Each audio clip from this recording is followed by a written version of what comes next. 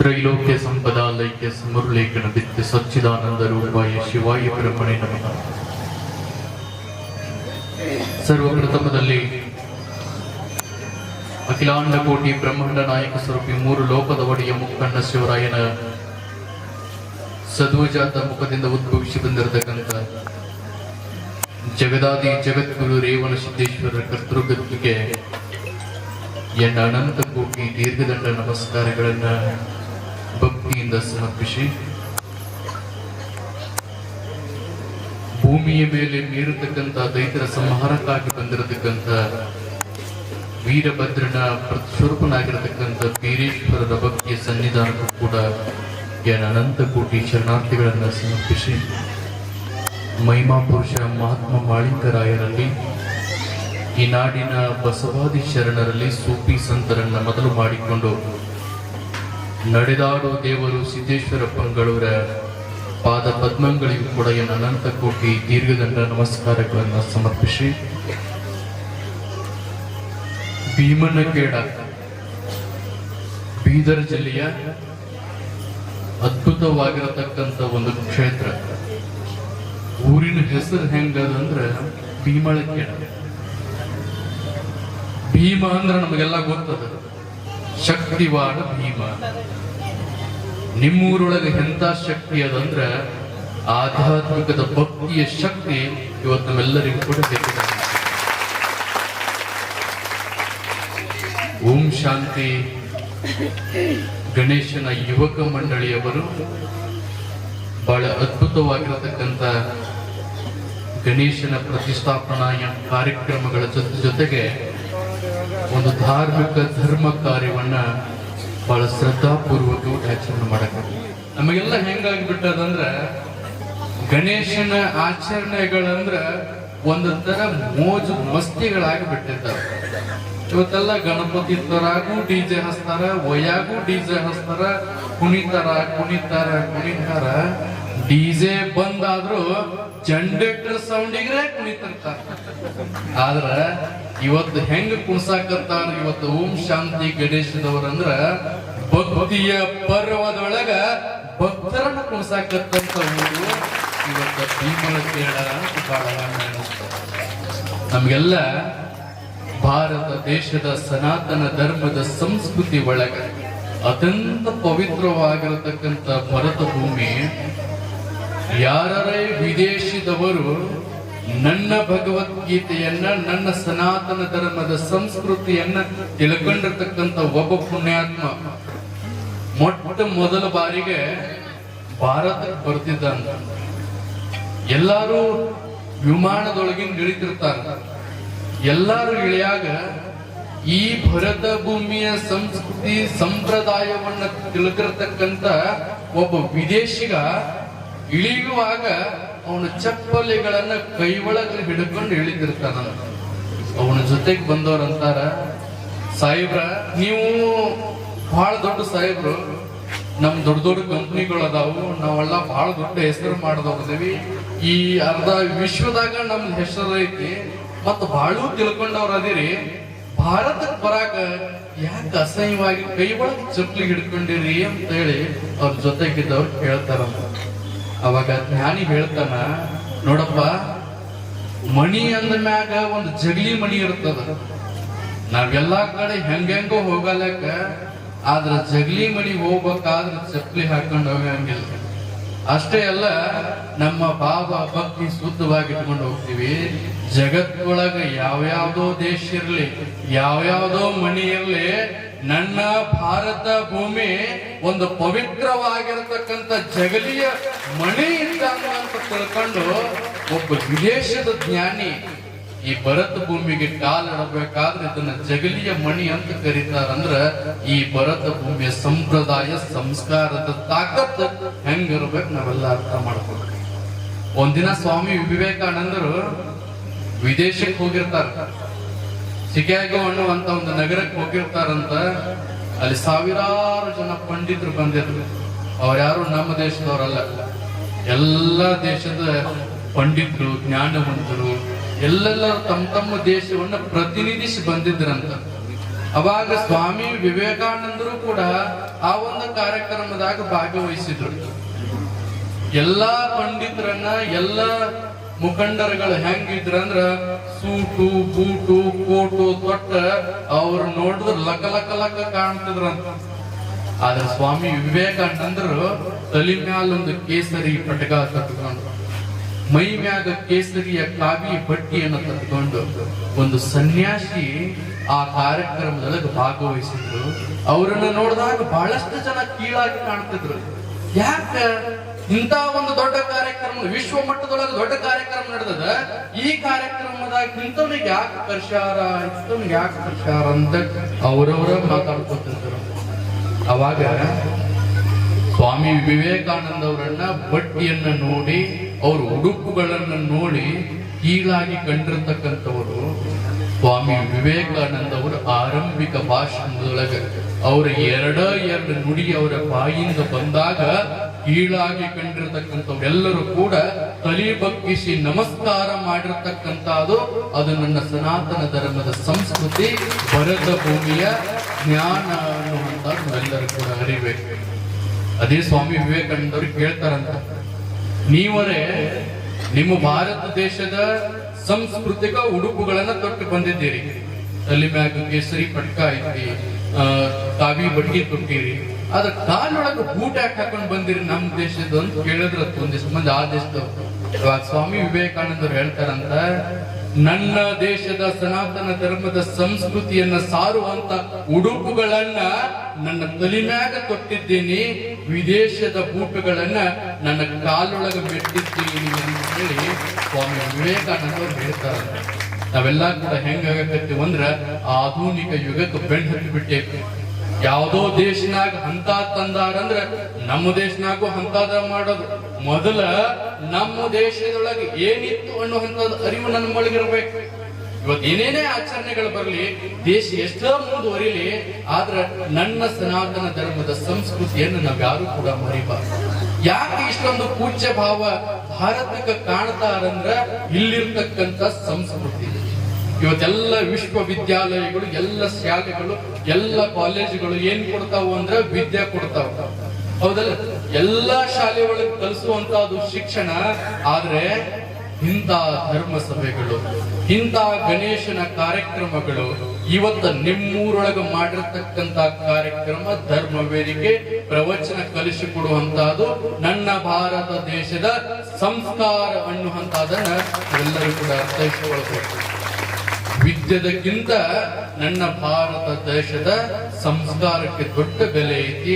ಆ ಸಂಸ್ಕಾರವನ್ನ ಉಳಿಸೋದರಲ್ಲಿ, ಬೆಳೆಸೋದರಲ್ಲಿ ನಮ್ಮೆಲ್ಲರ ಪಾತ್ರ ಅತ್ಯಂತ ಪವಿತ್ರವಾಗಿರತಕ್ಕಂಥದ್ದು. ನನಗೆ ಬಹಳ ಖುಷಿ ಏನಂದ್ರ, ಇವತ್ತು ತಾಯಂದಿರು ಬಹಳ ಜನ ಬಂದಿರಿ, ದಿನ ಬರ್ತಿರೋ ಗೊತ್ತಿಲ್ಲ. ಇವತ್ತು ತಾಯಂದಿರು ನೋಡಿದಾಗ ನನಗೆ ಬಹಳ ಖುಷಿ ಅನಿಸ್ತದ. ಏನರೇ ಭಾರತದೊಳಗೆ ಬದಲಾವಣೆ ಆಗೋದಿತ್ತಂದ್ರ ಅದು ತಾಯಂದಿರಿಂದ ಮಾತ್ರ ಬದಲಾವಣೆ ಆಗ್ತದೆ. ಯಾಕೆ ತಾಯಂದಿರಿಂದ ಬದಲಾವಣೆ ಆಗ್ತದಂದ್ರ, ನಿಮ್ಗೆಲ್ಲ ಗೊತ್ತದ, ನಮ್ಮ ಅಪ್ಪಗಳು ಈ ಕಡೆ ಕುಂತಾರ, ಒಂದಿಷ್ಟು ಮಂದಿ, ಮತ್ತೆಲ್ಲಾರು ಅಂತ ಹೇಳಂಗಿಲ್ಲ, ಒಂದಿಷ್ಟು ಮಂದಿ ಅಪ್ಪಗಳು ನೇರವಾಗಿ ಬೆಳಿಗ್ಗೆ ಮಣಿ ಬಿಟ್ರಂದ್ರ ತಮ್ಮ ಕೆಲಸ ಕಾರ್ಯಗಳೆಲ್ಲ ಮುಗಿಸ್ಕೊಂಡು ನೇರವಾಗಿ ಅವ್ರ ಮನೆಗೆ ಬಂದು ಊಟ ಮಾಡಿ ಮಾಡ್ಕೊಂತಾರ. ಒಂದಿಷ್ಟು ಮಂದಿ ಅಪ್ಪಗಳು ಅವ್ರ ಒಟ್ಟ ಮಣಿ ಸೀದಾ ಬರಂಗಿಲ್ಲ. ಅವ್ರು 20 ಫುಟ್ಟಿನ ರೋಡ್ ಹಿಡಿಸ್ಲಾರಂಗ್ ಬರ್ತಿರ್ತಾರ. ಅವ್ರು ಯಾಕೋ ರೋಡ ಸಾಣ್ ಮಾಡ್ಸಾರ್ತಿರ್ತಾರ. ಯಾಕಂದ್ರೆ ಬಬಲಾದಿ ಮತ್ತೆ ಪ್ರಸಾದ್ ತಗೊಂಡ್ ಬರ್ತಿರ್ತಾರ ಅವರೆಲ್ಲ. ಯಾಕಂದ್ರೆ ಅಪ್ಪಗಳಿಗೆ ಸಡವ ಇರಂಗಿಲ್ಲ. ಯಾಕಂದ್ರೆ ತಾಯಂದಿರು ತೊಟ್ಟಿಲ ತೂಗುವ ಕೈ ಜಗತ್ತನ್ನ ಕಟ್ಟು ಶಕ್ತಿ ಐತಿ ಅಂತ ಶರಣರು ಸಾರ್ತಾರಲ್ಲ. ಅದಕ್ಕೆ ಏನಾರ ಬದಲಾವಣೆ ಆಗೋದಿತ್ತಂದ್ರೆ ತಾಯಂದಿರನ್ನು ಬದಲಾವಣೆ ಆಗ್ತದೆ. ತಾಯಂದಿರು ಮಕ್ಕಳಿಗೆ ಸಂಸ್ಕಾರ ಕೊಡ್ಬೇಕು. ಇವತ್ತೇನು ತಾಯಂದಿರು ಬಹಳ ಬಂದಿರಲ್ಲ, ಇನ್ನು ನಾಳೆ ಏನಾರ ಯಾರ ಪೂಜ್ಯರು ಬರೋರಿದ್ರಂದ್ರ, ಯಾರೇ ಪ್ರವಚನಕಾರರು ಬರೋರಿದ್ರಂದ್ರ ನಿಮ್ ಜೊತೆ ನಿಮ್ಮ ಮಕ್ಕಳಿಗೆ ಕರ್ಕೊಂಡು ಬರ್ರಿ. ಕೇವಲ ನೀವಷ್ಟ ಬಂದು ಸಾಲಿಕ್ಕಿಲ್ಲ. ಇದು ಕಾರ್ಯಕ್ರಮ ಇರುವಂತದೇ ನಮ್ಮ ಮುಂದಿನ ಮಕ್ಕಳಿಗೆ ಸಂಸ್ಕಾರ ತಿಳಿಸಿಕೊಡುವಂತ ಕಾರ್ಯಕ್ರಮ ಇದು. ಯಾಕಂದ್ರೆ ನನ್ನ ಭಾರತ ದೇಶದ ಸನಾತನ ಧರ್ಮದ ಸಂಸ್ಕೃತಿ ಏನನ್ನು ಅಂತ ಯುವ ಪೀಳಿಗೆಗೆ ಅರ್ಥ ಆಗ್ಬೇಕಾಗ್ಯದ. ಇವತ್ತೆಲ್ಲರಿಗೆ ಗಣಪತಿ ಅಂದ್ರ ಕೇವಲ ಡಿಜೆ ಹಚ್ಚಿ ಡ್ಯಾನ್ಸ್ ಹೊಡೆದು ಅಟ್ಟ ತಿಳ್ಕೊಂಡ್ಬಿಟ್ಟಾರ. ಹೌದಲ್ಲ?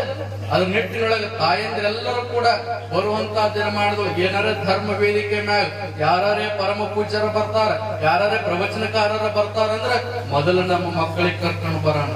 ಅದ್ರ ಜೊತೆಗೆ ತಾಯಂದಿರಿಗೆ ಒಂದು ಕಿವಿ ಮಾತು ಹೇಳ್ತೀನಿ. ನಾನು ಬಹಳ ಮಾತಾಡಂಗಿಲ್ಲ, ಇನ್ನ ಬಹಳ ದೂರ ಹೋಗ್ಬೇಕು. ನಾನು ಒಂದು ಸಣ್ಣ ಕಥೆ ಹೇಳ್ತೀನಿ. ನಾನು ಒಬ್ಬ ಕಳ್ಳ ಇದ್ದ ಅಂತ. ಆ ಕಳ್ಳ ಸಮಾಜದೊಳಗ ಮಾಡಬಾರ ತಪ್ಪುಗಳೆಲ್ಲ ಮಾಡಿದ್ದ. ಕೊಲೆ ಮಾಡಿದ್ದ, ಸುಲಿಗೆ ಮಾಡಿದ್ದ, ಕಳ್ಳತನ ಮಾಡಿದ್ದ, ಎಲ್ಲಾ ಮಾಡಿದ್ದ.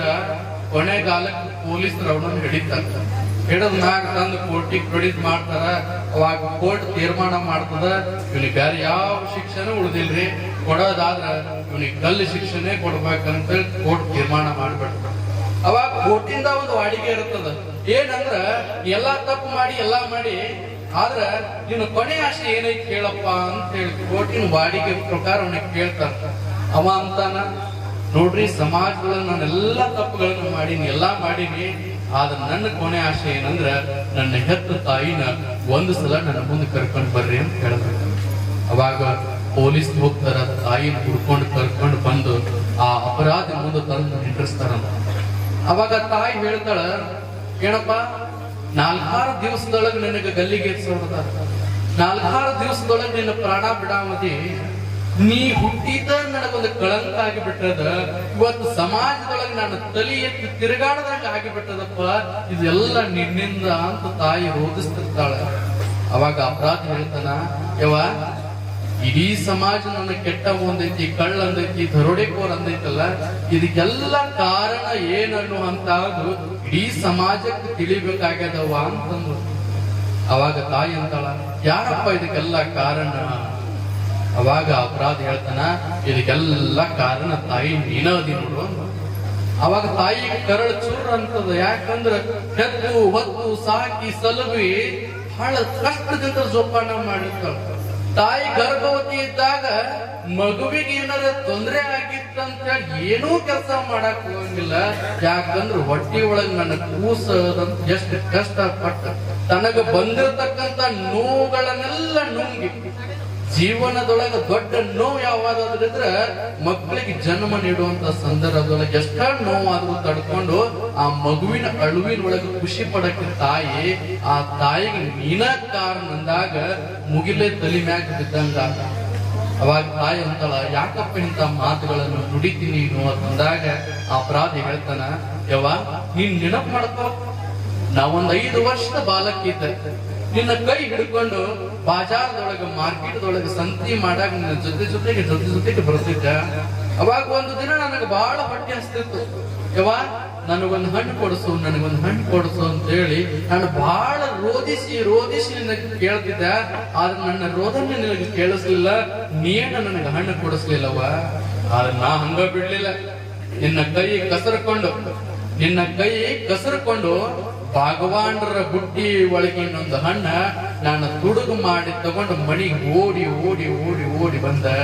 ಯವ್ವ ನೋಡು, ನನಗ ನೀ ಹಣ್ಣು ಕೊಡಿಸು ಅಂದ್ರೆ ಒಟ್ಟ ಕೊಡ್ಸಾಕ್ ಹೋಗ್ಲಿಲ್ಲ, ನಾ ಹಂಗ ಬಿಟ್ಟಿಲ್ಲ, ನೋಡಿಲ್ಲ ಒಂದು ಹಣ್ಣು ತಗೊಂಡು ಬಂದೀನಿ ಅಂತೇಳಿ ನಿನ್ನ ಮುಂದೆ ಹೇಳ್ದಾಗ ನೀನೇನ್ ಹೇಳ್ದವ, ಮಗನ ತರದ ತಂದಿ ಒಂದ ಯಾಕೆ ತರಕ್ ಹೋಗಿದ್ದೆ, ಇನ್ನೊಂದಿಷ್ಟು ತಂದಿದ್ದೆ ಅಂದ್ರ ನಮ್ಗೆಲ್ಲರಿಗೂ ಆಗ್ತಿದ್ದಿಲ್ಲ ಅಂತ ನೀನ್ ಹೇಳ್ದೆ. ಜೇರ್ಗರ್ದ ಅವತ್ತು ನೀನು ನಾನು ಮಾಡಿರ್ತಕ್ಕಂತ ಒಂದು ಹಣ್ಣಿನ ತುಡುಗನ್ನ ಗಮನಿಸಿ, ಮಗನ ಇಂತ ತುಡುಗು ಮಾಡಬಾರ್ದು, ಇಂತಾದ ಕದಿಬಾರ್ದು ಅಂತ ಹೇಳಿ ನನ್ನ ಕಿವಿ ಹಿಡಿದು ನನ್ನ ಗೆಪ್ಪಿಗೆ ಅವತ್ತು ಹೊಡೆದಿದ್ದೆ ಅಂದ್ರ ಇವತ್ತು ನನ್ನ ಕೊರಳಿಗೆ ನೇಣು ಹಾಕಾನು ಬರ್ತಿರ್ಲಿಕ್ಕಿಲ್ಲ, ಇಡೀ ಸಮಾಜ ನನ್ನನ್ನು ಕೆಟ್ಟವಂತೂ ಕರಿಲಿಕ್ಕಿಲ್ಲ ಅಂತ ಹೇಳಿ ಒಬ್ಬ ಕಳ್ಳನ ಕಥೆ ನಾವು ಪ್ರೇರಣೆ ಮಾಡ್ಕೋತೀವಿ. ಯಾಕಂದ್ರ ತಾಯಿ ಒಂದು ಮಾಡಿರ್ತಕ್ಕಂಥ ತಪ್ಪು ಒಬ್ಬ ಮಗನಿಗೆ ಕೆಟ್ಟವನ ಅನ್ನುವಂತ ಪಟ್ಟ ಬರ್ತೈತಿ, ಅವನ ಕೊರಳಿಗೆ ನೇಣು ಹಾಕ ಬರ್ತೈತಿ. ಅದರ ನಿಟ್ಟಿನೊಳಗೆ ಎಲ್ಲ ತಾಯಂದಿರು ನಮ್ಮ ಮಕ್ಕಳಿಗೆ ಉತ್ತಮವಾಗಿರತಕ್ಕಂಥ ಸಂಸ್ಕಾರವನ್ನು ಕೊಡೋಣ. ಇವತ್ತು ಬುದ್ಧ, ಬಸವ, ಅಂಬೇಡ್ಕರ್ ಅವರು ಇಂಥ ಭರತ ಭೂಮಿ ಒಳಗೆ ಜನಿಸಿ ಈ ಭೂಮಿಗೆ ಅಂಟಿರ್ತಕ್ಕಂಥ ಕಲ್ಮಶಗಳು ಇವತ್ತೇನಂದ್ರ ನಮ್ಮ ಮನಿ ಸ್ವಚ್ಛ ಮಾಡಬೇಕಾಗಿತ್ತು ಅಂದ್ರೆ ಎಲ್ಲಾರ ಮನ್ಯಾಗ ಏನದಾವು ಕಸಬಾರಿಗೆ ಅದಾವಲ್ಲ, ನಮ್ಮ ಮನಸ್ಸು ಸ್ವಚ್ಛ ಮಾಡುವಂತ ಕಸಬಾರಿಗೆ ಯಾವಾದಂದ್ರ ಇವತ್ತು ಶಾಸ್ತ್ರಿಗಳು ನುಡಿದಿರ್ತಕ್ಕಂಥ ಪ್ರವಚನಗಳನ್ನ ಅಂತದ್ದು ನಾವ್ಯಾರು. ಯಾಕಂದ್ರೆ ಶಾಸ್ತ್ರಿಗಳು ನುಡಿಯುವಂತ ನುಡಿಗಳು ಹೆಂಗದಾವು ಅಂತಂದ್ರ ಇವತ್ತ ನಾವು ಕುಲ ಕುಲ ಕುಲ ಎಂದು ಹೊಡೆದಾಡಕತ್ತೇವಿ. ಇವತ್ತು ನಾವು ಗಳಿಸೇವಿ, ನಾವು ಶ್ರೀಮಂತಿಕೆ, ನಮ್ಮ ಅಂತಸ್ತು, ನಮ್ಮ ಮಣಿ, ನಮ್ಮ ಬಡತನ ಎಲ್ಲ ನಮ್ಮದು ಬದುಕಾಕತ್ತೇವಿ.